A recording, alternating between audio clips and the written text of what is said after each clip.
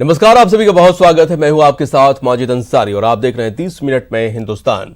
तो चलिए खबरों का सिलसिला शुरू करते हैं फटाफट अंदाज में। सबसे पहले 10 मिनट में 50 खबरें। उत्तर पूर्वी दिल्ली में हुई हिंसा में अब तक 44 लोगों की मौत हो गई है और 200 से ज्यादा लोग घायल हैं। दिल्ली पुलिस ने 254 एफआईआर दर्ज की है और 903 लोगों को पकड़ा है। आर्म्स एक्ट के तहत 41 मामले दर्ज किए गए हैं।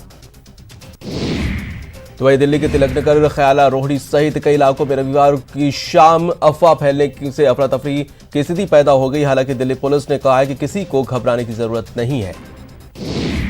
अफरा तफरी की स्थिति को देखते हुए दिल्ली मेट्रो ने आनन फानन में कई मेट्रो स्टेशनों के एंट्री और एग्जिट गेट बंद कर दिए। हालांकि करीब 1 घंटे बाद ही बंद पड़े सभी स्टेशनों को खोल दिया गया। दिल्ली पुलिस के डीसीपी नॉर्थ मोनिका भारद्वाज ने कुछ तस्वीर पोस्ट कर बताया कि स्थिति शांतिपूर्ण है और उत्तर जिला पुलिस अलर्ट है और इलाके में मौजूद है। कोई भी असत्यापित खबर या अफवाह न फैलाएं। दिल्ली के नॉर्थ ईस्ट जिला हिंसा से आपको बता दें कि जुड़े कई मामले में आज दिल्ली हाई कोर्ट में सुनवाई होगी। मेडिकल सुविधा और अन्य सुविधा मुहैया कराए जाने की याचिका पर सुनवाई होगी। आध्यात्मिक गुरु श्री रविशंकर ने उत्तर पूर्वी दिल्ली के दंगा प्रभावित इलाकों के लोगों से मुलाकात की और कहा कि हिंसा के दोषियों को दंडित किया जाना चाहिए। दिल्ली के पटियाला हाउस कोर्ट में आज निर्भया केस में सुनवाई। पवन और अक्षय की याचिका पर सुनवाई होगी। दोनों ने 3 मार्च को होने वाली फांसी की तारीख टालने की मांग की है। केंद्रीय वित्त राज्य मंत्री अनुराग ठाकुर और बीजेपी सांसद परवेश वर्मा के खिलाफ एफआईआर दर्ज करने की मांग वाली याचिका पर दिल्ली की पटियाला हाउस कोर्ट में फैसला सुनाया जा सकता है। सीए के समर्थन रैली में अमित शाह ने पश्चिम बंगाल में चुनावी बिगुल फूंका। कहा, बंगाल में पूर्ण बहुमत से सरकार बनाएंगे। सीए के समर्थन में कोलकाता में अमित शाह ने रैली की। ममता सरकार पर जमकर निशाना साधा। बोले, पड़ोसी देशों के अल्पसंख्यकों को नागरिकता मिलेगी। जम्मू कश्मीर के बडगाम और गांदेरबल जिले में सुरक्षा बलों को बड़ी कामयाबी मिली है। लश्कर तैयबा के आतंकी के 5 सहयोगियों को पुलिस ने गिरफ्तार किया है। एआईएमआईएम चीफ असदुद्दीन ओवैसी ने दिल्ली हिंसा को नरसंहार बताया और पीएम मोदी पर निशाना साधा। ओवैसी ने कहा कि सरकार के घर से कुछ ही दूरी पर हिंसा हुई है, लेकिन पीएम एक भी शब्द नहीं बोल रहे हैं। आज लोकसभा में बजट सत्र का दूसरा चरण है। इसमें कांग्रेस दिल्ली हिंसा का मुद्दा जोर शोर से उठाएगी। केंद्रीय गृह मंत्री अमित शाह के इस्तीफे की भी मांग कर सकती है। भीम आर्मी चीफ चंद्रशेखर रविवार शाम को लखनऊ में थे। उन्होंने आरोप लगाया कि पुलिस ने उन्हें गेस्ट हाउस में नजरबंद कर दिया है। हालांकि पुलिस ने भीम आर्मी के चीफ के आरोपों का खंडन किया है। आर्टिकल 370 को हटाए जाने के मसले पर आज सुप्रीम कोर्ट एक बड़ा फैसला करेगा। सुप्रीम कोर्ट की 5 जजों की संविधान पीठ अनुच्छेद 370 को हटाए जाने की वैधानिकता को चुनौती देने वाली याचिकाओं पर अपना फैसला देगी। उमर अब्दुल्ला की हिरासत के खिलाफ याचिका पर सुप्रीम कोर्ट आज सुनवाई करेगा। उमर की बहन सारा अब्दुल्ला ने हिरासत को अवैध बताते हुए रिहाई की मांग की है। पूर्व केंद्रीय मंत्री चिन्मयानंद की जमानत को रद्द करने और यूपी में चल रहे केस को दिल्ली में ट्रांसफर करने की मांग वाली याचिका पर सुप्रीम कोर्ट सुनवाई करेगा। ये याचिका पीड़िता ने सुप्रीम कोर्ट में दाखिल की है।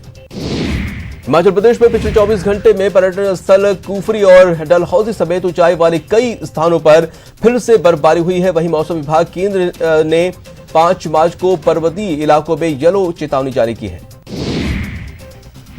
प्रदेश के मुखिया सीएम अशोक गहलोत 2 दिन के जोधपुर दौरे पर हैं। सीएम आज दूसरे दिन जनसुनवाई करेंगे और फिर उसके बाद एमडीएम हॉस्पिटल जाएंगे और मल्टी लेवल आईसीयू का शिलान्यास करेंगे। जोधपुर में रविवार को सीएम गहलोत ने समाजसेवी भीकम दास और जगदीश परिहार की मूर्तियों का अनावरण किया। इस दौरान सीएम ने कहा कि भीकम दास जी के बारे में जितना कहा जाए कम है। वहीं सीएम ने अपने संबोधन में केंद्र सरकार पर जमकर हमला बोला। सीएम ने निशाना साधते हुए कहा कि सीए और एनपीआर के नाम पर देश में खतरनाक खेल चल रहा है। सीएम गहलोत ने देश की अर्थव्यवस्था को लेकर भी सवाल खड़े किए। उन्होंने कहा कि नौकरियां खत्म हो रही हैं, देश के नौजवान मारे फिर रहे हैं।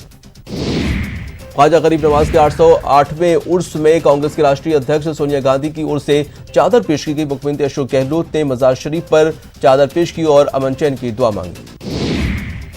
मध्य प्रदेश के पूर्व मुख्यमंत्री और कांग्रेस पार्टी के महासचिव दिग्विजय सिंह जोधपुर में एक निजी विवाह समारोह में भाग लेने के लिए पहुंचे, जहां उन्होंने मुख्यमंत्री अशोक गहलोत से मुलाकात की। साथ ही देश में फैली हिंसा और अशांति के माहौल पर चिंता जाहिर की। कोटा में केंद्रीय जल शक्ति मंत्री गजेंद्र सिंह ने बांधों की सुरक्षा पर बयान दिया है। मंत्री ने कहा है कि बांधों की सुरक्षा को लेकर केंद्र सरकार गंभीर है। बांधों की सुरक्षा को लेकर जो कानून बनाया गया है उस पर जल्द मुहर लगेगी। कोटा में यूडीएच मंत्री ने पट्टा वितरण समारोह में शिरकत की। इस मौके पर धारीवाल ने कहा कि सरकार ने पट्टों के आवंटन के लिए नियमों में बड़ी राहत दी है। कोटा में मनाए गए वर्ल्ड हियरिंग डे में स्पीकर ओम बिरला ने शिरकत की। इस दौरान स्पीकर ने 45 दिव्यांग बच्चों को सुनने की मशीन बांटे।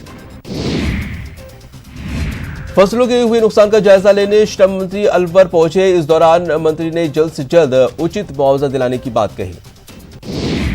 सांसद सुभाष पहेड़िया ने भीलवाड़ा रेलवे स्टेशन पर 100 फीट ऊंचा तिरंगा फहराया। इस मौके पर उन्होंने रेलवे स्टेशन के दूसरे द्वार के साथ ही अन्य कई सुविधाओं का भी लोकार्पण किया।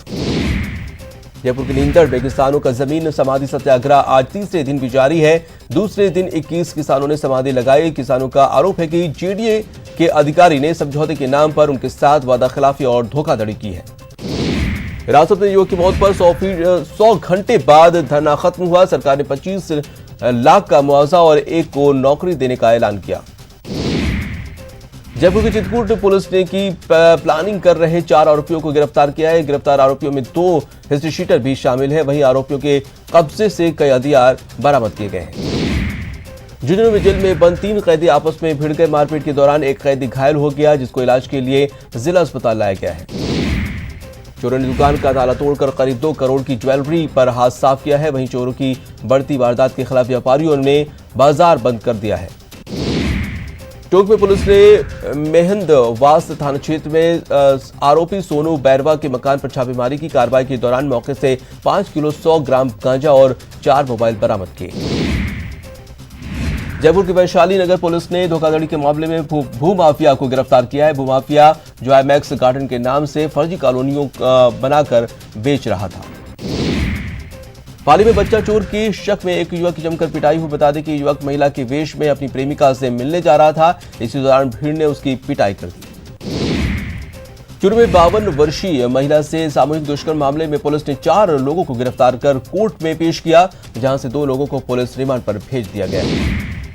पाली में एक दर्दनाक भीषण सड़क हादसा हो गया है। यहां बेकाबू ट्रोला ब्रिज की दीवार से टकरा गया। टक्कर के बाद ट्रोले में भीषण आग लग गई, जिसमें ट्रोला चालक की जिंदा जलने से मौत हो गई। राजसमंद के दीवेर थाना क्षेत्र में रविवार को एक बस बेकाबू होकर खाई में जा गिरी, जिसमें 4 लोगों की मौत हो गई, जबकि 2 दर्जन लोग गंभीर रूप से घायल हो गए, जिनको इलाज के लिए अस्पताल में भर्ती कराया गया। कोटा के करवाड़ में हुए एक सड़क हादसे में शादी की खुशियां मातम में बदल गई हैं, जहां 2 बाइक की आमने सामने टक्कर के बाद एक युवक की मौत हो गई। बीकानेर के महाजन में ट्रेलर और कार में जबरदस्त भिड़ंत हो गई, जिसमें 2 लोगों की मौके पर ही मौत हो गई। फिलहाल पुलिस पूरे मामले की जांच में जुट गई है। श्रीगंगानगर के सूरतगढ़ में एक मारुति कार शोरूम में भीषण आग लग गई, जिसमें 7 से अधिक कारें जलकर पूरी तरह से खाक हो गई। भरतपुर में होली मिलन समारोह का आयोजन हुआ, जिसमें कवियों ने हास्य व्यंग की कविताएं प्रस्तुति दी, जिससे सुनकर श्रोता झूम उठे। तीर्थनगरी पुष्कर में भव्य फाग महोत्सव का आयोजन हुआ। राधे राधे सेवा समिति की देखरेख में कार्यक्रम आयोजित हुआ। भारत और न्यूजीलैंड के बीच दूसरे टेस्ट में मेजबान न्यूजीलैंड टीम जीत से चंद कदम दूर है। जीत के लिए न्यूजीलैंड को 3 रन की जरूरत है। वहीं तीसरे दिन अपनी दूसरी पारी में भारतीय टीम 124 रन के मामूली स्कोर पर ही ढेर हो गई। दक्षिण अफ्रीका के तेज गेंदबाज कैगिसो रबाडा ऑस्ट्रेलिया और भारत के खिलाफ होने वाले वनडे सीरीज से बाहर हो गए हैं। रबाडा को ग्रेन स्ट्रेन की समस्या है, जिसके कारण वो अगले महीने होने वाली सीरीज में नहीं खेलेंगे। श्रीनगर ओल्ड टाउन कश्मीर के कदल इलाके में रहने वाली मुनाजा गाजी ने देश का मान बढ़ाया है। मुनाजा ने मॉस्को में वुशु स्टार्स वुशु चैंपियनशिप में स्वर्ण पदक हासिल किया है।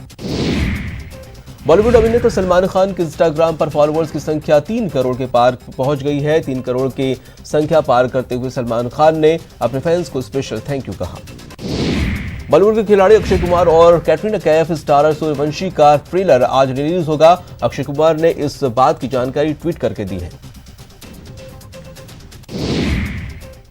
फिलहाल रुकते हैं छोटे से ब्रेक के लिए।